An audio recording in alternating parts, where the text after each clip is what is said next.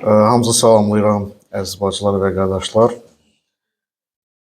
Keçən dəfə bəxtiyarlıq qaydaları haqqında vəz silsiləsinə başladım.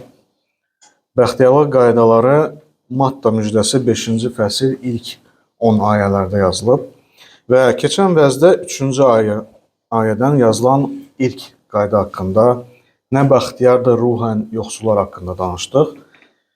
Bugün isə 4-cü ayədə yazılan ikinci qayda haqqında danışacağıq. Gəlin birgə Matta 5-4 oxuyaq.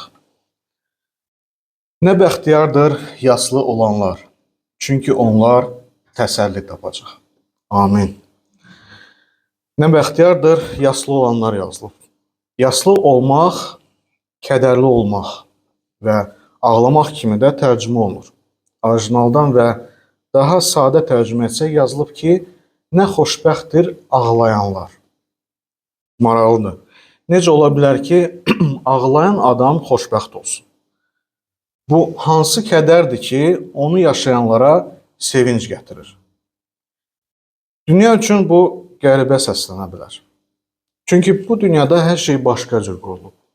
İnsanlar əyləncə, keyf dalınca qaçırlar, kədərdən uzaq olmaq istəyirlər.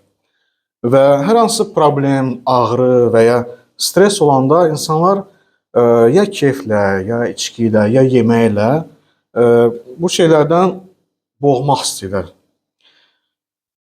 Amma Məsih deyir ki, ağlayanlar xoşbəxtdir. Nəyə görə? Hətta Luka 6:25-də Məsih belə sözlər deyir. Vay halınıza ey indi gülənlər, çünki yas tutub ağlayacaqsınız. Dünya şənlik, ləzzət, keyf axtarır, amma bilin ki, bunlar hamısı müvəqqətidir. Süleyman Peyğəmbər yazır, Vaiz 2:1-2-də. Mən ürəyimdə dedim, gəl indi də şadlıq etməyi sınaqdan keçir və kefə bax. Amma gördüm ki, bu da puçdur. Gülmək haqqında dəlillikdir. Şadlıq haqqında nə faydası var, dedim. İnsanlar bəzən gülürlər, amma ürəklərində boşluq var. Əyləncə, keyf, yeyib içmək, şənlik və s. bütün bunlar çox vaxt yalnız maskadır. Arxasında isə boşluq gizlənir. Bütün bunlar insana əsl xoşbəxtlik, bəxtiyarlıq vermir. Bu ayədə Məsih yasdan danışır. Amma bu, kimsə öləndə onun üçün 7 və ya 40 gün yas tutmaqdan söhbət getmir. Bu, yaxın adamı itirmək və ya başqa dünyavi itkilərlə də bağlı deyil. Burada ruhani kədər nəzərdə tutulur. Necə ki, keçən dəfə biz danışdığımız ruhən yoxsulluq, maddi kasıblıq demək deyil, eləcə də yas burada ruhani mənadadır. Və gəlin düşünək. İnsan ilk dəfə həqiqətən Allahın müqəddəsliyi ilə qarşılaşanda o laqeyd qala bilmir. Yeşaya Peyğəmbər Rəbbin izzətini görəndə belə nida etdi. Vay halıma, həlak oldum. Çünki ağzı murdar bir adamım. Bunu Allahın Peyğəmbəri özü haqqında deyir. Və sonda adi insanlar nə desin? Məncə, hər imanlı Havari Paulun bu yaşadığı hissləri yaşayıb və bilir. Paul daxilində mübarizəni izah edərkən hissləri haqqında belə yazır. Romalara məktub 7-ci fəsil 18-dən 24-cü ayəcən oxuyacağım. Romalar 7, 18-dən 24-əcən. Bilirəm ki, daxilimdə, yəni cismani təbiətimdə yaxşı bir şey yaşamır.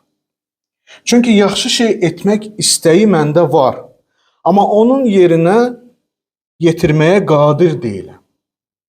İstədiyim yaxşı şeyi etmirəm, amma istəmədiyim pis şeyi edirəm. Əgər istəmədiyim şeyi edirəmsə, onda artıq mən deyil, daxilimdə yaşayan günah bu işi görür. Beləcə bu nəticəyə gəlirəm ki, yaxşılıq etmək istərkən məndə pislik üzə çıxır. Bir yandan daxili varlığım Allahın qanunundan zövq alır. Amma üzvlərimdə başqa bir qanun da görürəm ki, ağlımın təsdiq etdiyi qanunla mübarizə aparır və üzvlərimdə olan günah qanununa məni əsir edir. Necə də yazıq insanam. Ölümə düçar olan bu bədəndən məni kim xilas edə bilər? Məncə, hər birimiz bilirik ki, günahla mübarizə aparmaq və uduzmaq nə deməkdir? Biz düzgün etmək istəyirik, amma bəzən əksini edirik. Ürəyimizi təmiz saxlamağa qərar veririk, amma bəzən pis fikirlərə yol veririk. Özümüzə hisslənməyəcəyimizə söz veririk, amma yenə də özümüzdən çıxıb əsəbləşirik. Bağışlamaq lazım olduğunu bilirik, amma yenə də kiməsə inciklik saxlayırıq. Məgər bunlar hamısı ağlamaq üçün səbəb deyilmi? Bəs bu bizi Allahın qarşısında peşmançılıq hissinə və itaətliyə gətirməli deyilmi? Və biz öz halımızı görəndə ürəyimizdə və ya aşkar olaraq ağlayırıq. Amma sizə təsəlli vermək istəyirəm ki, öz halına ağlamaq qabiliyyətini itirməmiş insan əslində bəxtiyardır. Çünki hələ ümid var. Həvari Paul həssaslığı itirən insanlar haqqında danışır Efeslərə 4:19-da. Həssaslığı hərtərəfli itirərək hərisliklə hər cür murdar işlər üçün özlərini pozğunluğa verdilər. Əgər günah etdikdə sən özünü pis hiss etmirsənsə, vicdanın susursa, bu ən dəhşətlisidir. Bir tədqiqat qrupası uzaq şimala gedir və elə olur ki, güclü qar tufanı başlayır və gözü görmür və əməkdaşlardan biri itir. Yoldaşları onu axırda nəhayət tapırlar, amma onlar gecikmişdilər. Düzdür, onlar onun həyatını xilas etdilər, amma onun ayaqları tam buzlanmışdı deyə məcbur olub onu amputasiya etdilər, yəni kəsdilər. Və o adam nələr yaşadığını danışdı. O bir dərədə uzanmışdı və bütün bədəni, əsasında ayaqları buz bağlamışdı. Və onun ayaqları ağrı verdiyi müddətdə onlara görə nigaran deyildi. Çünki ayaqlarının şaxtadan ağrısı göstərirdi ki, onlar hələ də diridir. Amma bir müddət sonra ağrı kəsdi. Və o zaman o başa düşdü ki, artıq onun ayaqları məhv oldu. Vicdan da belədir. Hələ ki o sənin içində ağrı verirsə, hələ ki sən öz günahına görə ağlayırsansa, deməli hələ ümid var. Amma əgər vicdanın susubsa, əgər sən artıq rahatca günah edirsənsə, bax, onda əsl təhlükə gəlir. İnsan rahatlıqla günah edir. Elə bil bu adi bir şeydir. O özünü aldadır və öz günahına göz yumur. Bu isə davamınca daha da çox yeni günahlara gətirib çıxarır. Və sual yaranır ki, o insan ümumiyyətlə ruhən sağdırmı? Ümumiyyətlə onu imanlı adlandırmaq olarmı, əgər o özünü imanlı adlandırırsa? Və bu çox təhlükəlidir. Kəlamı oxuyanda biz görürük ki, İsa Məsihin də ağlaması haqqında yazılıb. O, Lazarın qəbri yanında ağlamışdı. Amma o niyə ağlayırdı?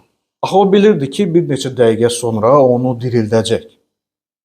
O, ona görə ağladı ki, günahın dəhşətini görürdü. Çünki günah dünyaya ölüm gətirmişdi. Məsih Yerusəlimə baxıb ağlayanda o daşları və divarları fikirləşmədi. O, xilaskarını rədd etmiş xalqın aqibətini görürdü. O, onların gələcəyini görürdü. O, bilirdi ki, şəhər dağılacaq və onun ürəyi kədər ilə dolmuşdu. Əgər Rəbb özü insanların halına ağlayırdısa, biz necə laqeyd qala bilərik? Əgər mən günahın ağrısını tanıyıramsa, Allahdan uzaq olmağı hiss etmişəmsə, onda milyonlarla insanın günahın əsarətində yaşayıb məhvə getməsinə necə sakit baxa bilərəm? Bu dünyada günah bir norma halına gəlib. Biz hər gün müharibələr, qətillər haqqında eşidirik. Dağılmış ailələri, məhəbbətsiz böyüyən uşaqları görürük. Dünya ancaq yalan, azğınlıq və murdarçılıqla doludur. Bunların hamısı günahın bəhrələridir. Əgər biz buna öyrəşmişiksə və artıq ürəyimiz ağrımırsa, deməli bizim ürəyimiz sərtləşib. Biz bu dünyanın halına ağlamalıyıq. Məsihsiz yaşayan yaxınlarımıza görə, hələ də xilas olmamış qohumlarımıza görə ağlamalıyıq. Biz ağlamalıyıq çünki bu ağrı bizi müjdə etməyə çağırır. Məsihçi başqalarının halına ağlayanda o artıq susa bilmir. O onlara Məsih haqqında müjdə ilə paylaşmaq istəyir. Çünki biz istəmirik ki, onlar həlak olsun. Çünki biz istəyirik ki, onlar da xilas olsunlar. Biz müjdəni hesabat üçün, yox insanların üçün ürəyimiz ağrıdığımız üçün paylaşmalıyıq. Davud Zəbur 119-da belə deyir. Gözlərimdən sellər kimi yaş axır. Çünki insanlar qanuna bağlı qalmırlar. Bu sadəcə gözəl sözlər deyil, bu Davudun ürək ağrısıdır. Əgər mən Rəbbi sevirəmsə, mən insanları da sevəcəm. Və onda onların məhv olmasını sakitcə seyr edə bilməyəcəm. Bəs niyə Məsih yaşlı olanları, yəni ağlayanları bəxtiyar adlandırır? O deyir, nə bəxtiyardır yaşlı olanlar, çünki onlar təsəlli tapacaq. Məsih bizə ruhani qaydanı göstərir. Günah üçün ağlamaq nəticəsində həqiqi təsəlli gəlir. İnsan ilk dəfə özünün günahkar olduğunu həqiqətən anlayanda onun ürəyi sıxılır. O Allahsız həyatın boşluğunu görür və onu kədər boğur. Amma bu sadəcə insani kədər və ya özünə yazığa gəlmək deyil. Məsih burada tövbə kədərindən danışır. Və bu kədər nəticədə xoşbəxtlik və sevinc verir. Bayaq oxuduğumuz Paulun sözləri yadınızdadır. O 24-cü ayədə nida edir ki, necə də yazıq insanam. Ölümə düçar olan bu bədəndən məni kim xilas edə bilər? Və dərhal 25-ci ayədə davam edir. Rəbbimiz İsa Məsihin vasitəsilə Allaha şükür olsun. Əvvəl kədər, sonra isə minnətdarlıq. Əvvəl yas, sonra isə sevinç. Müqəddəs ruh məhz belə hər birimizin ürəyində işləyir. Həvari Paul 2. Korinfilara 7:10-da yazır. Allah istəyən tərzdə olan kədər insana tövbə yaradıb onu xilasa aparır və bunda peşmançılıq yoxdur. Dünyanın kədəri isə ölüm yaradır. Allah istəyən tərzdə kədər nəticəsində insan tövbə edir və bu insanı xilasa və həyata aparır. O bizi təmizləyir, dəyişir və Rəbbə qaytarır. Peter yadın ki, yadınızdadır, o yıxılıb Məsihi inkar etdikdən sonra acı-acı ağladı.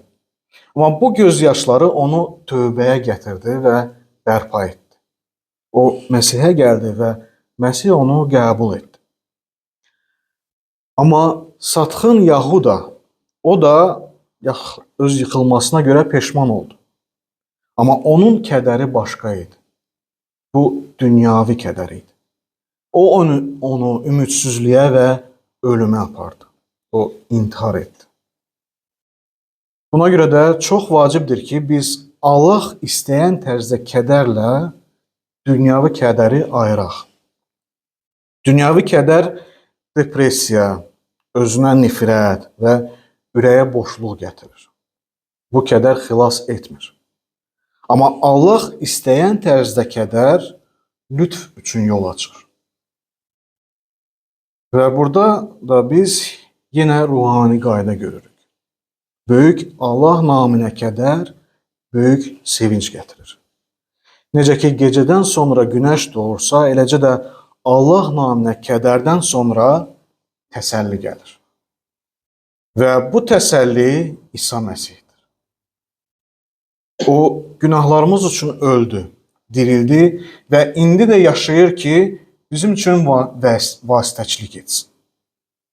Buna görə kim öz günahına görə ağlayırsa, o təsəlli alacaq. Bizim təsəllimiz bizim ümidimizdir. Paul Romalılar 8, 23-24-də yazır.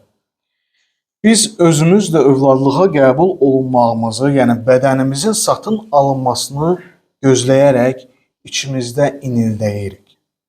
Çünki biz ümidlə xilas olduq. Biz bilirik ki, bir gün gələcək və Məsih qayıdacaq və günah yer üzündən silinəcək. Və 7:17-də yazılıb, Allah onların bütün göz yaşlarını siləcək. Bugün günahına görə ağlayanları böyük bir sevinç gözləyir. Bəs dünya necə? Məsihsiz dünya nəyə ümid edir? Pula və ya gücə, heç öz gələcəyini bilməyən insana, dünən yuxarıdan gedən öz puluna arxayın olan insanlar indi ya qazamatdadır, ya yerin altındadır.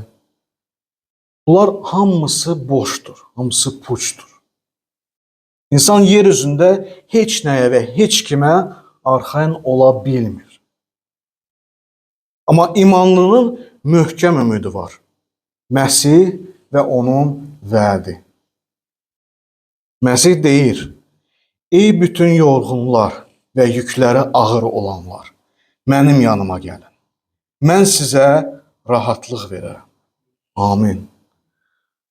O səni də dəvət edir. Əgər sən onun önündə günahını etiraf etsən, o bağışlamağa hazırdır. O sənə dünyanın verə bilməyəcəyi təsəllini verməyə hazırdır.